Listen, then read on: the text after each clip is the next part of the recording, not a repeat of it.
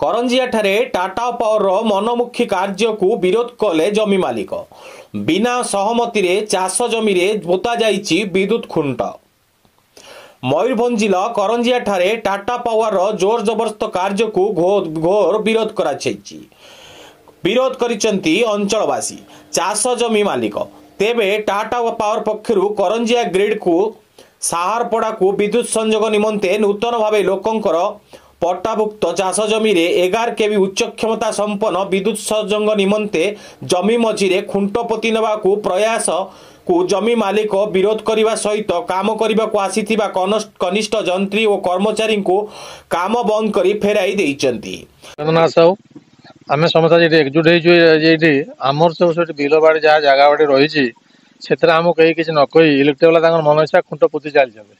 ये घटना 8 मास तले एमती होता आम आसिक बहुत पाटितुन करूँ से आम सामने काम बंद करदे आमको लिखिकी देले 2 मास भितर सब जहाँ पोतापोती होती खुंटा आम उठेक नहीं से सेमती गड़ी गड़ी चला 8 मास पर आज पुणी सब डिपार्टमेंट लोग आसिक आहरी कम करने जाऊँ तो आम बंद कराया जाऊँ आम कथा किसी शुणुना यार विहित कार्यानुष्ठान ना आम निज हाथ को खबर नबू आ कौन अच्छे।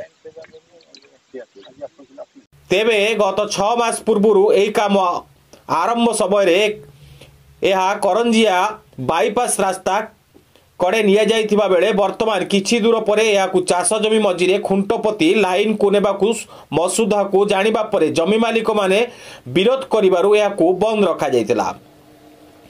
तेबे अंचलवासी टाटा पावर केउ स्वार्थ पूरण करने निमंते जमी मालिकों सह बिना कौनसी आलोचना बा सहमति रे चाष जमी को हानि पहुंचाइबा सह विपद संपूर्ण भावे जमी मझिरे एही भली खुंट पोतिबाकू संदेह दृष्टि रे देखिबा सह टाटा पावर एभली मनपाली जोर जबरदस्त कार्यकलाप को विरोध करिसेंती।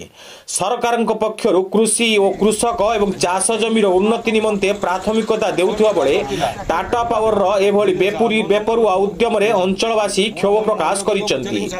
मयूरभंज करंजियारू दिनेश कुमार का रिपोर्ट अनुध्यान टीवी।